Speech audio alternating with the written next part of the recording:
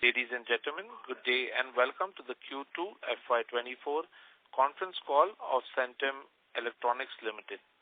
As a reminder, all participant lines will be in the listen-only mode, and there will be an opportunity for you to ask questions after the presentation concludes. Should you need assistance during the conference call, please signal an operator by pressing star then 0 on a touch-tone phone. I now hand the conference over to Ms. Purvangi Jain from Valorum Advisors. Thank you, and over to you, ma'am. Good afternoon, everyone, and a warm welcome to you all. My name is Purvangi Jain from Valorum Advisors. We represent the investor relations of Centum Electronics Limited. On behalf of the company, I would like to thank you all for participating in the company's earnings conference call for the second quarter and first half of financial year 2024. Before we begin, I would like to mention a short cautionary statement. Some of the statements made in today's Concall may be forward-looking in nature. Such forward-looking statements are subject to risk and uncertainties which could cause actual results to differ from those anticipated. Such statements are based on management's beliefs as well as assumptions made by and information currently available to the management. Audiences are cautioned not to place undue reliance on these forward-looking statements in making any investment decisions. The purpose of today's earnings conference call is purely to educate and bring awareness about the company's fundamental business and financial quarter under review. Now I would like to introduce you to the management participating in today's earnings conference call and give it over to them for their opening remarks. We have with us Mr. Nikhil Mallavarapu, Executive Director, and Mr. K.S. Desikan, Chief Financial Officer. I will now hand it over to Mr. Nikhil for his opening remarks. Thank you. Thank you, Purvangi, and good afternoon, everyone. I'd like to extend a warm welcome to all of you for our Q2 earnings call. Thank you all for your interest in Centum and for making the time to join the call today, especially before the Diwali weekend. As a quick reminder, or for those of you who may be attending for the first time, Centum as a company focused on the ESDM segment offers 3 service lines: EMS or Electronic Manufacturing Services, Build to Specification or Build to Spec or BTS, which is an end-to-end turnkey service of design to mass production, and engineering R&D services. Our standalone business is comprised of the EMS business and the BTS business for defense and space customers, and our subsidiary with operations in Europe and Canada is primarily focused on engineering services and some BTS work for customers in the railway and defense sectors. Coming to our Q2 performance, our consolidated revenue was 248 crores, representing a growth of 23% year-on-year. We had a strong performance in our EMS business, which was a major contributor to our standalone revenues growing by 53% year-on-year and 25% quarter-on-quarter. This is the result of the production ramp-ups from new customers in the industrial and e-mobility space, as well as existing customers for defense exports. At the subsidiary level, it's a seasonally slow quarter due to the number of billable working days being lower in Europe during the summer period. Also, as previously mentioned, margins in the subsidiary have been adversely impacted due to budget overruns in certain legacy fixed-price contracts, which weighed on the performance in the current quarter as well. We are in the process of closing these out and expect the revenues and margins to pick up in the coming quarters and into next year. Our focus in the subsidiary remains on improving the margins. On the order book front, our order book remains strong at 1,548 crores, and we are expecting some good inflows for the EMS and BTS business in the second half of the year. And in terms of sectors, the domestic defense and space business will be a major contributor, as well as some new customers in the EV space. So that's a quick summary.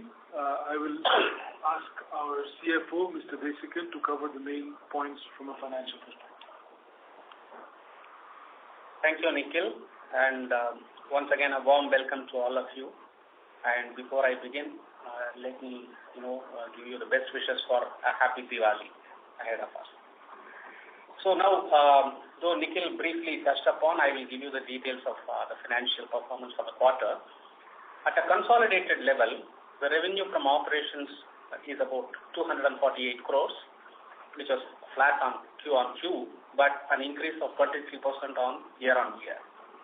The EBITDA for the quarter is about 17 crores, which is 6.9%, as against the previous quarter 8.5% and 4.1% the same time last year. The working capital remained more or less flat between 79 to 80 days, but the debt increased from 263 crores to 298 crores. This is mainly due to the increase of debt in the standalone company. Now, going to the standalone company, the revenue from operations for the quarter was about 160 crores, with an increase of 25% Q-on-Q and 53% Y-on-Y. And as Nikhil explained, this was mainly due to the growth in the EMS business. The EBITDA for the quarter was about 21 crores, which is 13.2%, as against 3.2% of the last year same time. The EBT for the quarter is 13 crores, which is significantly higher compared to Q-on-Q as well as Y-on-Y. Working capital reduced to 135 days compared to 140 days in Q4 of 23. And the debt increased from 106 crores in March to 143 crores in September, mainly due to two things. One is we had taken a fresh term loan of 15 crores for funding our capex, and the increase in net working capital is about 22 crores, which is in line with the activity levels, the increased activity levels. And coming to the subsidiary Centum C&S, as Nikhil had already explained, the performance is not okay, but we had already indicated about this in the previous earnings call. The revenue from operations was about 98 crores, which is actually 14% decrease over the previous quarter and almost flat compared to the same time last year. EBITDA was like break-even. In terms of working capital, there is no change, and debt was marginally reduced from 157 crores to 155 crores. So this is quickly about the numbers and the financial performance of the company, the group, and the subsidiary. Maybe I'll stop here and then you can open up the question sessions. Thank you very much. We will now begin the question and answer session. Anyone who wishes to ask a question may press star and 1 on their touchtone telephone. If you wish to withdraw yourself from the question queue, you may press star and 2. Participants are requested to use handsets while asking a question. Ladies and gentlemen, we will wait for a moment while the question queue assembles.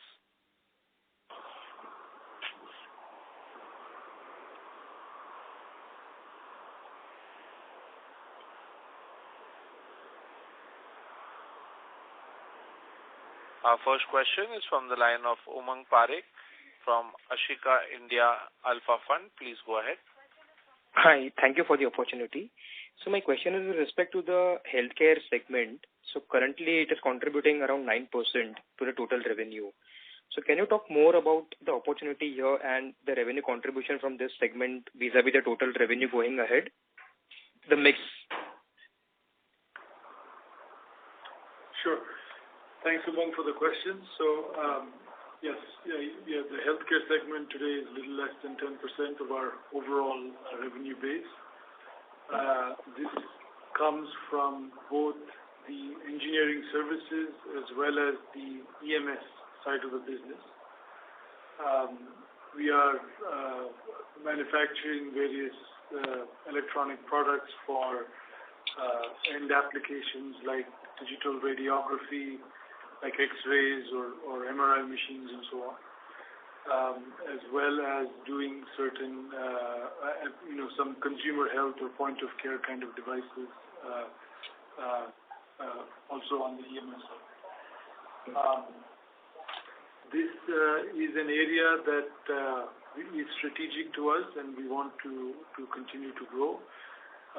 We've been working on some exciting new opportunities with some of our customers in France, actually, on, again, some point-of-care devices focused around telemedicine kind of applications and so on. That is right now in the engineering phase, and then we expect that to come into production in the next year, basically. Okay. So that's just a quick word. Yeah. And so what would be the margin profile from this segment? So we don't break margin profile by industry sector. We talk more from a margin profile of the service line. And so that's where we've previously said, whether it's a benchmark level for EMS kind of business, margins are anywhere from 9 to 12% or so. On the build-to-spec side of the business, it can be 20% or more. And then on the engineering services, again, depending on various operational leverages, our short-term objective is to get to a 10-11% and then take it up further as we improve our onshore-offshore mix. Okay, got it. And so are you exploring any other segments? I think at the moment we are quite comfortable that there are some sizable opportunities for growth in the segments that we're already operating in. So we continue to stay focused on those, and I would say that's what we're focused on. Okay. Yeah, that was it from my side. Thank you. Yeah, and then just to add to that, specifically, as I mentioned earlier, the EV space is an area that we're quite bullish on. So we've seen a good ramp up of that in the past year, and we expect that to continue. Sure, that was helpful. Thank you. Thank you. Our next question is from the line of Ankit Babel from Shubhkam Ventures. Please go ahead. Good afternoon, sir. The first question is your operating profit margins in the first half was around 7.8%. Now, considering the order book which you have, and I understand that H2 is always better as compared to H1. So at consolidated level, what kind of operating margins you are looking at for this full year? Thank you, Mr. Ankit. But as we are saying, with the current profile and the order book and what we have done in 6 months, we should be able to get an 10% for the company. Okay, so actually just a reconfirmation. So for 10% full year margins, the H2 margins has to be higher than 11-12%. So that's what you are working with, right? Yes, of course. Yes. Okay. And sir, you were expecting some big ticket size orders in your BTS segment. So what's the status of the same, sir? Yes, as I mentioned at the beginning, these are still active, and it's progressing well. We were expecting actually for it to be closed in Q2, but it has slipped slightly. But we still have a good visibility and expect to close this in Q3 or at worst case Q4. Okay, so it is just a delay in the timing of getting those orders. But you will get those orders. That is for sure. Yes, we're fairly confident. We can never be sure until it gets there, but we're fairly confident. Very confident, yeah. Okay, and so assuming you get, I mean, your order book levels have been constant since last couple of quarters at around 1,550 crores. So what are your targets for order book at the end of this year after considering the execution of H2? Again, we won't give a specific guidance on order book level at the end of the year, but just to re-emphasize again, our order book can be quite different for each of the three business units. EMS business, typically, you can have anywhere from 6 to 12 months of orders, whereas on the build-to-spec side, it is 2 to 2.5 years of order booking, and then on the engineering services, it can be maybe 6 months or so. So the profile of and the mix of the order book will also make an impact on what the overall order book is. But as we have said earlier, in terms of revenue growth itself, we continue to maintain that we continue to target 20% plus growth rate over the medium term. Okay, and what was your order inflows in the first half, sir, across all the three segments? No, again, like you only mentioned that order book has been relatively flat. So the amount of revenue that we have done is what the order inflow was. Yeah, that's an important point because you note that our revenues have obviously increased on a half-year basis by 21% or so. So to that extent, even our order intake has increased. So any guidance on the full year inflow side? I understand order book you are not giving, but any color on the inflow side? What kind of order inflows are you expecting? No specific guidance, Ankit, but as I mentioned, visibility is strong and we're seeing some good order intake expected in the next 2 quarters. Okay. And so last question is on the Canada business. It is still bleeding. Still are we incurring losses in that geography? It is. We've been successful in terms of continuing to move some of the work to India. Having said that, yes, it's still in a challenge. As we said earlier, there are certain legacy projects which we have to close out and deploy people on the new projects which we're in the process of doing now. So that's the overall comment I made about the fixed price project overruns at the beginning is partly attributable to Canada, and then we expect the overall subsidiary margin to improve as we go into the subsequent quarters. Okay, so I just need to understand till how much more time will you take to break it even, or to that the losses are not continuing? A couple of quarters more, or what's the outlook there? So at the subsidiary level, we expect it to be profitable in the next 2 quarters itself.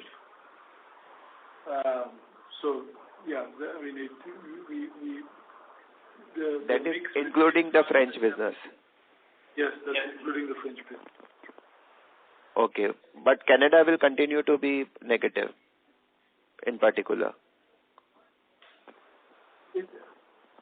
We're seeing a steady improvement in the margin profile for Canada also.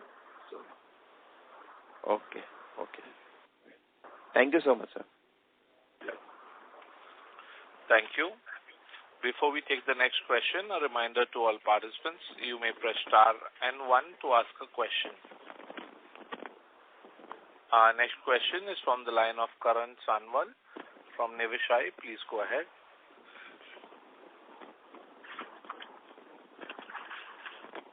Hello, am I audible? Yes, sir. May we request you to use your handset, sir? Sure. Yeah, is it better? Yes, sir. Please go ahead. Yeah, thanks for the opportunity and congratulations on good set of numbers on the standalone basis.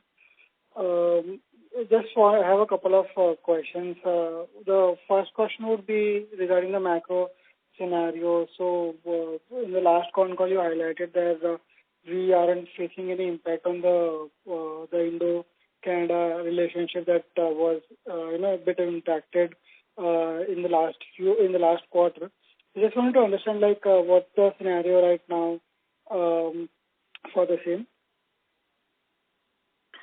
Yeah, the position remains pretty much the same. I don't think we're seeing any major impact as a result of that conflict on that issue on our business as such.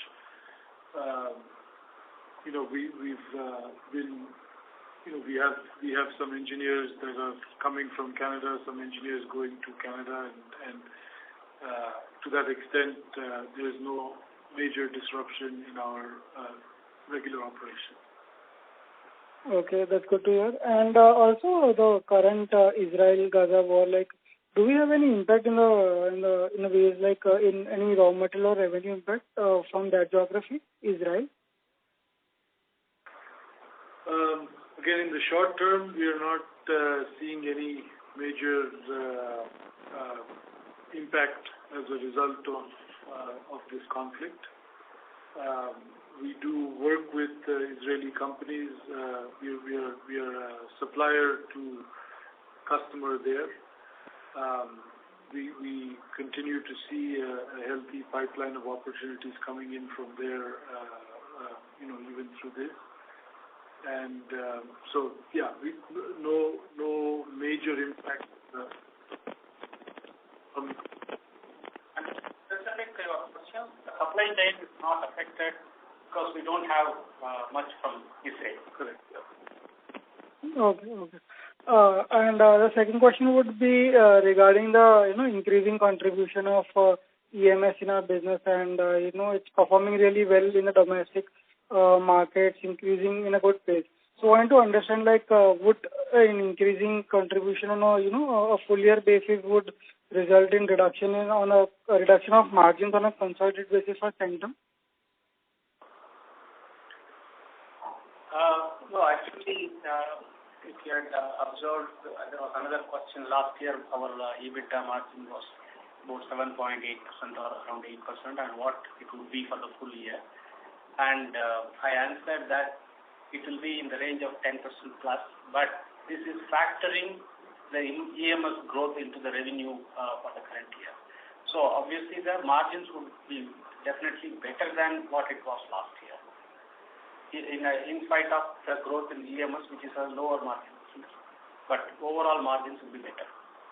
Yeah, and to just add to that, I think the most important leverage, as we mentioned earlier, from an overall group level margin right now is improving the subsidiary margin. While the EMS is growing, we also are unlocking some operating leverage there as well. So we do see some improvement coming in the margins in EMS itself. But at a consolidated level, the major leverage, as I mentioned, will come from margin in the subsidiary. Right, that's correct. And also, in the last year, we faced the BTS revenue booking is generally in the second half of the year, and the last year we faced, we did major of the booking in the last quarter, basically. So can we expect something like that in this year, or would it be, fairly split between the quarter 3 and quarter 4, the BTS segment 2 in specific? BTS segment, yes, we'll have a slightly higher contribution in terms of both revenue and margin in the second half of the year. Having said that, this year we are not seeing a huge impact to the extent of what we saw in Q4 last year, right, where it was very skewed.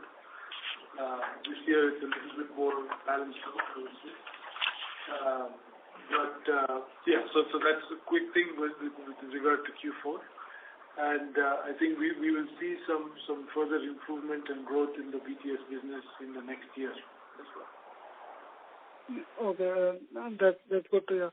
And just one last question, like we have experienced an increase in inventory if we compare in H2 versus the last year. So are we, gearing up for the next quarter and the years to come? That's the reason for increase in inventory? Partly yes. And, as we expect the increase in activity in second half, the increase in inventory. Additionally, in the EMS business specifically, sometimes the customer asks us to buy the inventory which are of a long lead time cases, so that the inventory is, available when it is needed for production. So in such cases, we request the customers to pay us an advance to fund that inventory. So when you observe the inventory increase, you can also see in the liability side, the current liabilities also increase significantly, which is mainly because of the customer advance given by them. Okay. And also, sorry, what you also can you also highlight the fluctuating gross margins? Why are we having so much fluctuation in the gross margin quarter-on-quarter basis, or maybe on year-on-year basis as well? Like, do we have any price pass on in this industry? No, we don't have any price impact at all, because any price increase by the supplier, we pass it on to the customer. See, when we take an order, there is a bill of material where the prices are defined. And if at the time of procurement there is an increase in the price, the same is communicated back to the customer, and he gives an approval to buy that at a higher price, and we pass it on. The only thing could be, there could be a time mismatch of securing the part and then incurring the cost. Maybe in the next quarter we will get that increased price variance. But we don't have an impact because of the increase in raw material prices. And also, I think the main thing what you may be seeing in terms of gross margin is really based on the mix of the business. Because as you mentioned earlier, EMS is what is given the big growth for the consolidated level, and the contribution of EMS is higher, which is why which obviously inherently is at a lower gross margin than build-to-spec business. That will be the other reason. Okay, thank you so much, and happy Diwali to you and your team, and all the best for the next quarter. Thank you. Thank you. Thank you. Next question is from the line of Vivek Kumar from Best Pals Research and Advisory LLP. Please go ahead. Sir, am I audible? Yes. So you have been guiding 20% growth and margin improvements over the next 2 to 3 years. What are the risks, in the sense, how much is the risk that of the next elections or this current dispensation not going or following, or we have other ways and other areas and other revenue streams which we can fill up and still grow? So, or any other risk that you are seeing? So if you can elaborate. Thank you, sir. Yeah, I mean, just to summarize quickly in terms of our growth drivers, as we talked about, first of all, important to highlight that, in our overall business, about 75% of our business is coming from overseas. So, some of the growth drivers that we are seeing are a result of, there's a China Plus One strategy where customers are looking to de-risk their supply chain and bring business to India, or other policy initiatives by the government itself to drive Make in India kind of opportunities. And these are sort of structural macroeconomic shifts that are happening. So we continue to see that trend continuing, and so we're not seeing any major disruptions from a demand perspective in the short term as a result of elections or anything else. Thank you. Thank you. Our next question is from the line of Nirali Gopani from Unique PMS. Please go ahead. Yeah, hi. Thank you for the opportunity. So next, I'm very new to the company, and I see that we have a very strong order book. And you have been guiding for roughly about 20% plus growth and improving EBITDA margin. But historically, we have not grown at this kind of rate. So if you can just help me understand what has changed in the company or maybe at the industry level very briefly, would be helpful. Sure. So I think, as I mentioned earlier, I think first of all, from a macroeconomic standpoint, we're seeing these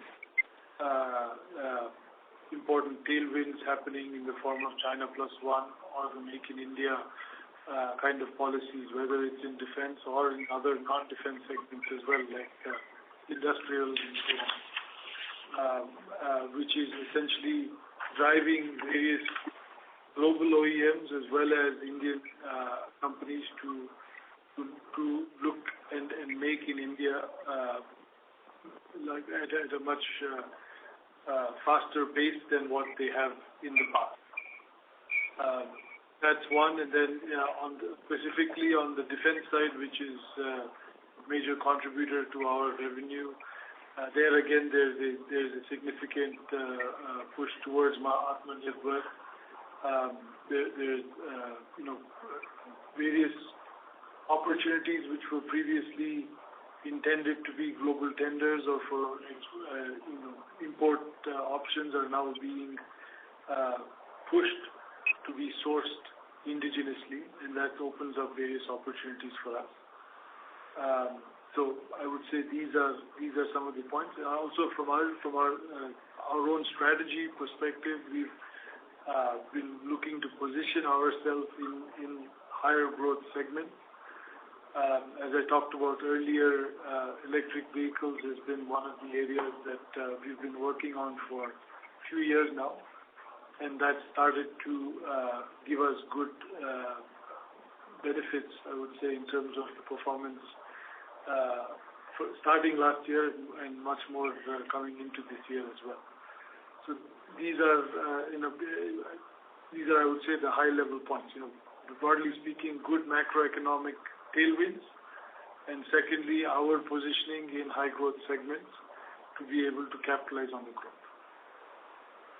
Just Perfect. to add with numbers, if you look at it, the 6 months numbers, last year 6 months we had done 410 crores of revenue, whereas this year we have done already 496 crores. So that indicates a 21% growth in the 6 months itself already. And when you look at the EBITDA at a consolidated level, for 6 months we are at 7.8% already, which was actually 4.8% last year 6 months. So now with the increased revenues and improvement in the margins in the second half, that is how we are targeting to be around 10% in the EBITDA margin.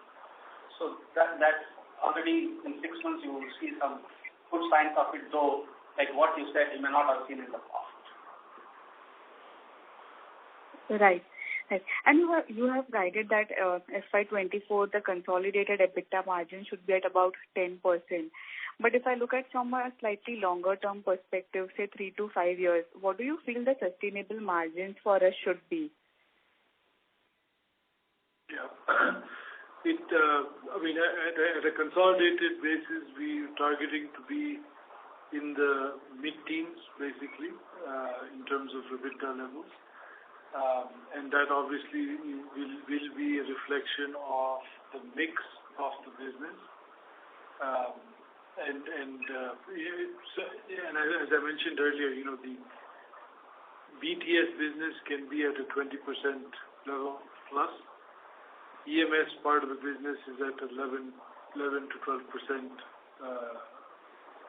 basis, and then our engineering services is the key place where, as a first step, by taking some of these steps to reduce the cost overruns and all of that, we want to bring it to a 9-10% level, and then take it up to a 14-15% level over a 2 to 3 year time horizon by various operational leverages. Right. That's it from my side. Thank you for answering my questions. Thank you. Our next question is from the line of Sonali Shah from MK Investment Managers. Please go ahead. Hi. Thank you so much for the opportunity. My first question is regarding the fixed price legacy projects that are there at our subsidiary level in Canada. By when are they expected to come to a close? There's multiple projects, Sonali. So, we closed some in Q2, and there are a couple which will extend into Q3 and Q4. But as I mentioned, we expect to see a good recovery on the margin front in the subsidiary in Q3 and Q4. All right. Got it. And just wanted to clarify one thing. Our employee cost at the subsidiary level was actually quite high this time around. So I understand there were already some cost overruns. Just wanted to know if there are any other one-offs apart from just that, because I understand that we're doing certain onshore-offshore mix that we're kind of trying to change over there. So, largely, your observation is right in terms of absolute numbers, it has gone up. But you should also note when there is an overrun, we lose the opportunity to build. So if we have built, obviously the percentage would have been under control. But also the fact that what you mentioned, we are trying to increase the India headcount, but that's not a major impact. It's the impact of only the overruns. Okay. Thank you. And just one last question. For the new orders that we're taking at subsidiary level, which are probably fixed price contracts, what mechanism would we have in place so as to prevent these kind of cost overruns? Also, if, for example, a customer changes their specifications, say, halfway through the project, how do we kind of account for it so that it doesn't affect our profitability in any way? Yeah, good question, sorry. So there's multiple things that we're doing on this front. First of all, just in terms of choosing which projects we quote or we bid on itself, we are being a little bit more choosy to take a more risk-based approach on the projects. So we're basically declining to take on projects where we perceive a higher level of risk from an execution standpoint, or working with the customer to have a mixed model of doing a time and material for a certain period of time when there's a higher level of uncertainty around specifications, changes, and so on, and then maybe migrating to a fixed price once things are more clearer. That's one of the other things that we are working on. And finally, I'd say also from a leverage standpoint, we will continue to look at how we can do more of this work in India, where even if there is an overrun, the impact on the overall cost will be much lower. So various different things. And finally, project management itself, that's another area that we are strengthening within the company. Okay. So just to kind of move this forward a little bit, as of right now, are there any contracts or are we in negotiation with any customer wherein we're kind of adopting this newer model where we sit and plan and work with them in advance and then subsequently move on to a fixed price model? Yes, absolutely. We have a few examples of those where it was intended initially to be a fixed price contract, but we've worked with the customer to initiate this on a time and material basis and then convert it to a fixed price subsequently. Right? So those are newer projects.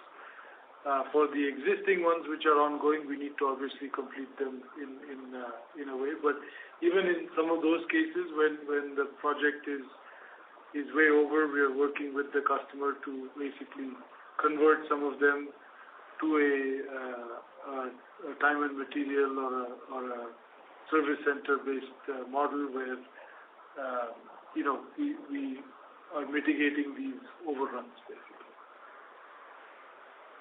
Got it. Fair enough. That's it from my side. Thank you so much and best of luck. Thank you so much. Thank you.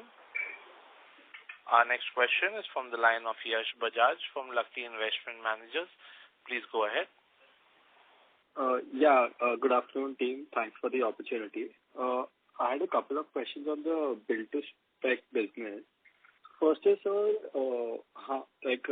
which industries do we cater to with the build-to-spec segment, and are they domestic or export business?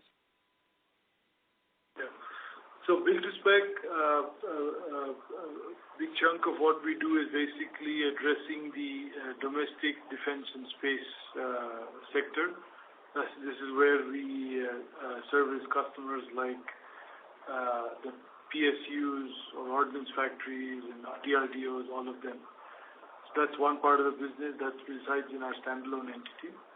And then we have another part of the build-to-spec business in the subsidiary, which is basically addressing the railway segment, where we deliver passenger information systems for trains. So that's basically whenever you're on the train, the integrated system with all the displays, CCTV, public announcement, and all of that is something we manufacture the hardware for, integrate with software, and supply the full system to the train builders like an Alstom or a Siemens, or also in certain cases to the operators directly. So that's, I would say, those are the big parts of our BTS business. And that the railway part of the business is a global business. So we're delivering to metros and high-speed trains, mainline kind of projects globally. Got it. And the build-to-spec business is a relatively much more margin-accretive business and is much more stickier. So what does the customer, what kind of capability does a customer look at before onboarding a supplier like us? I would say, it's the design strength and domain knowledge are obviously very critical. And of course, the ability to have the right infrastructure from a manufacturing perspective, right? So, just to take the example of build-to-spec on the domestic defense and space side of the business, there's multiple different kind of projects of technologies that we have. Whether if you talk about it from a design standpoint, having strong experts from a RF and microwave, power electronics, digital design, all of these, and specialists from the space segment or electronic warfare, these kind of areas are something that are first and foremost critical. And in addition to that, we also have some very niche capabilities more on the space side of the segment, where we have we're able to do microelectronics manufacturing, and this is something that not many companies, probably only one other company in India have, and that again provides a unique differentiator, especially on the space and some applications in defense as well. And then on the rail side of the business, that comes down to people or design engineers who have a long history, understand the certification processes for the designs, the quality and qualification criteria from a documentation perspective. All of that is something beyond just actually doing the design itself of these products that become critical. So in most of these kind of projects, we are typically competing against maybe one or two other companies max. So. Okay, sir. And just to add a little bit there, at a very high level, one, deep domain knowledge and engineering capabilities, as explained by Nikhil. And two, also the high-class infrastructure, which is also require class 1000, class 10,000 kind of infrastructure and the machineries for the high-tech, high-end thing. So both these together are the real unique propositions that a customer looks for. Okay, sir. And just one final question is there any difference in working capital for a build-to-spec versus an EMS business? Build-to-spec and EMS. So, no, build-to-spec generally, as you know, that the quantities may not be much, and also it is order-to-order basis. So what we do is when we get an order from the customer, we pretty much order the materials required for executing that order, and it depletes over a period of time as we, deliver. So in build-to-spec, the working capital levels will be slightly higher. It could be around 180 to 190 days. Whereas in the case of EMS, these are, based on the forecast given by the customer, later converted into orders. So there is a steady visibility available, but the question here is the customers look for a credit period of at least about 90 days. So overall, the EMS working capital will be around 90 days, whereas the build-to-spec could be around 180 days to 190 days. And the major difference is the inventory part of it and the credit part, right? That is right. Yes. Okay, sir. Thank you so much. Thank you. Our next question is from the line of Pranav Bastawala, who's an investor. Please go ahead. Yeah. Thank you for the opportunity. So I've got one couple of questions. One is what I am looking at is around we have 650 crores tied up in stock and data at consolidated level, and also a debt now which has increased to around 290 to 300 crores. So one question was how we are planning to reduce over the next 2 quarters. That is one part. And second question was, as I see that some 14 crore rupees has been invested for acquiring some 12.31% stake, which is roughly valuing the company at around 170 to 120 crores. So, and as we understand that these subsidiaries are not paying money as such, as on today, so we are trying to get things organized.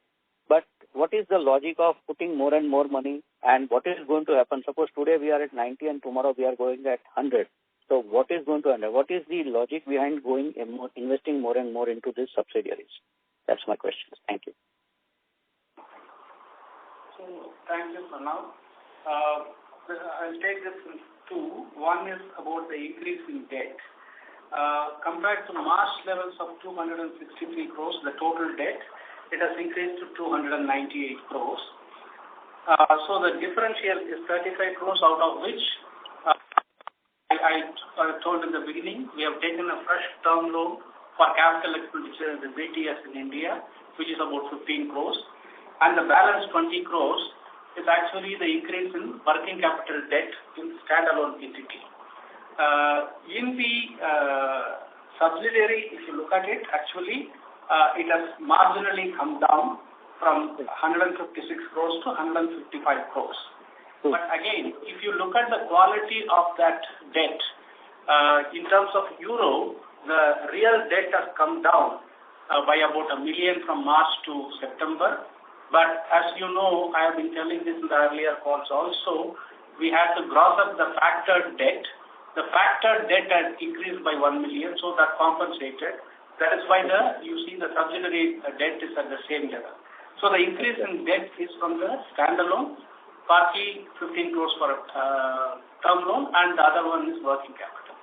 But having said that, we look at the reduction of debt in the second half of the year, because we should be able to generate cash from the operations. Plus also, we are looking at certain contracts where we will be able to get customer advances. So I expect by the year end, our debt level should be significantly down. That's one on the debt. The second question on the investments, as you know, when we invested in this subsidiary, we also took the put option obligations. So the final tranche that we bought from management and the employee shareholder in the current quarter is actually meeting the put option obligation which we have undertaken in the beginning of when we started this investment. With this, we have completed all the put option obligations. So there is no more obligation to increase, and we are at 90.1%. Having said that, what is the logic? Even today, we firmly believe that the design services are something that we should be able to, leverage, and then with the offshoring that Nikhil explained, going forward, we expect the margins to improve significantly in the next 2 to 3 years, and having a 90% will definitely be beneficial going forward. Looking back, it might look we have been increasing the investments in the lossing proposition, but that is more due to the put option obligation that we have taken. So we expect going forward 90% stake will really be good for the company.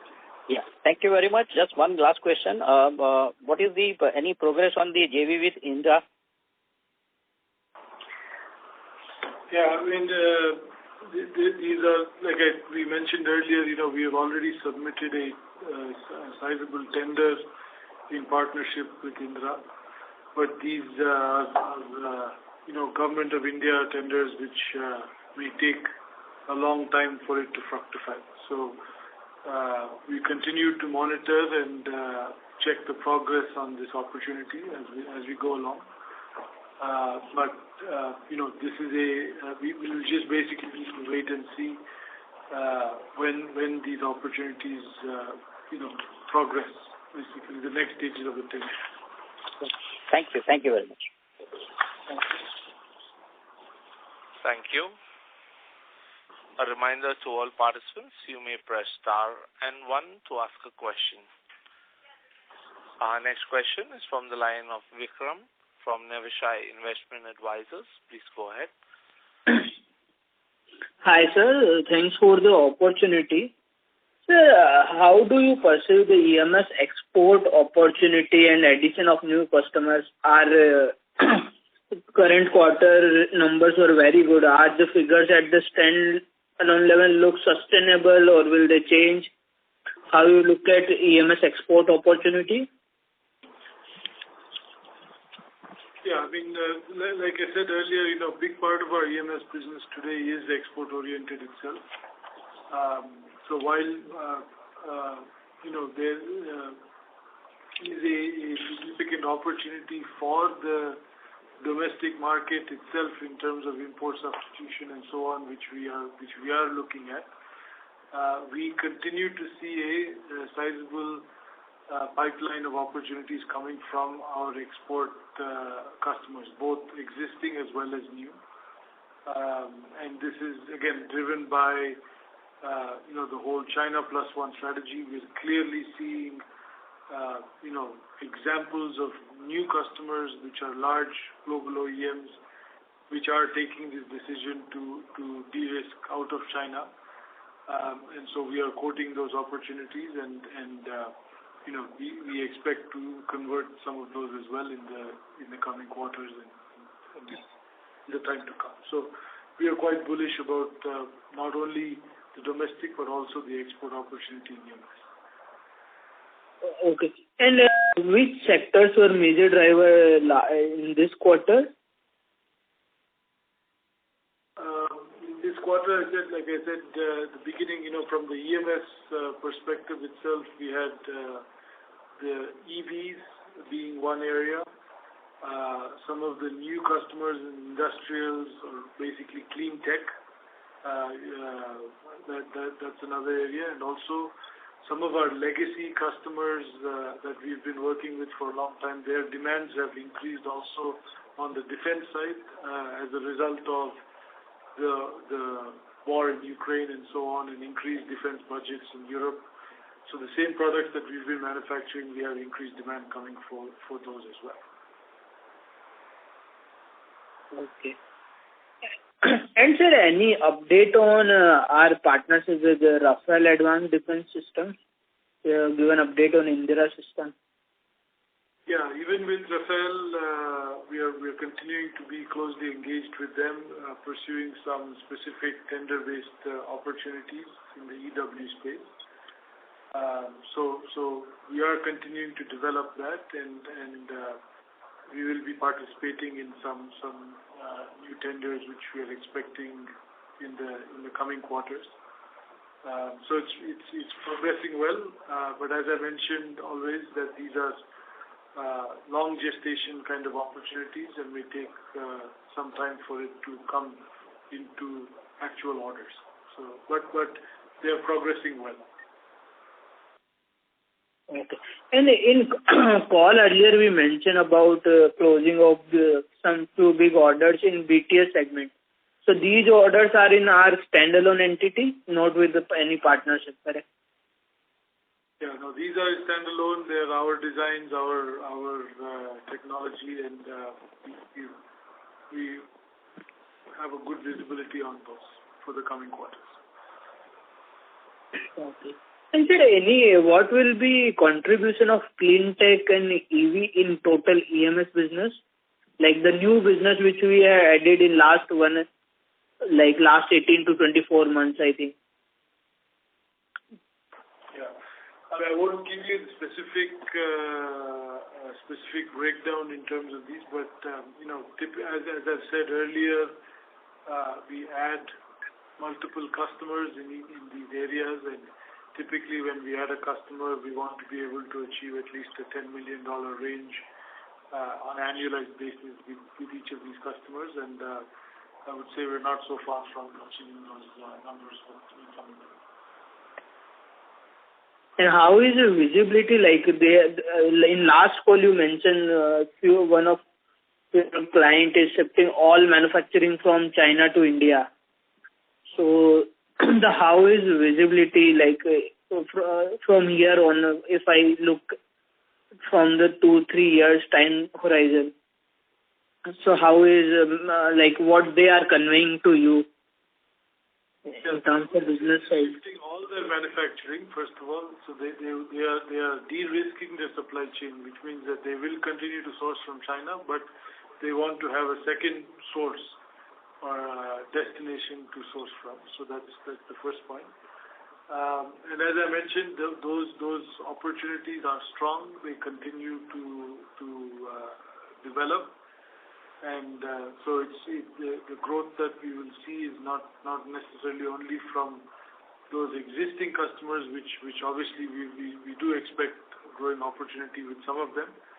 But we are also seeing other new customers with the same theme, same ideas that are engaging with us with the objective to source from India, basically. Okay. And sir, last one question. What is our capex plan for next 2-3 years? Like I kept mentioning in the last call also, current year we had planned about 30 crores, of which we have already spent about 20 crores, and that's why you see the term loan of 15 crores. But beyond that, I don't see any significant capex, but for some maintenance capex, it could be about 10 to 15 crores per annum. But having said that, like Nikhil mentioned, we are working on many of the opportunities. Like somebody talked about the Indra, and you talked about the Rafael. If those opportunities click, we may need some investments, but these are very big opportunities. So at this point of time, I have not factored that when I answer your question. So it will be about another 10 to 15 crores per annum. That's all. Okay, sir. Okay, thank you very much. Thank you. Thank you. Ladies and gentlemen, that was the last question of our question and answer session. I would now like to hand the conference over to the management from Centum Electronics Limited for closing comments. Thank you. So once again, appreciate all your time to your interest in the company. In summary, as I mentioned earlier, we have seen a strong growth in the first half compared to the first half of last year. We expect to continue down this path of both revenue and margin improvements in the subsequent quarters as well as in the coming years. The macroeconomic factors and the demand in general from these different opportunities remain strong for us, and as a result of which, even from an order book standpoint, we see a good visibility coming up.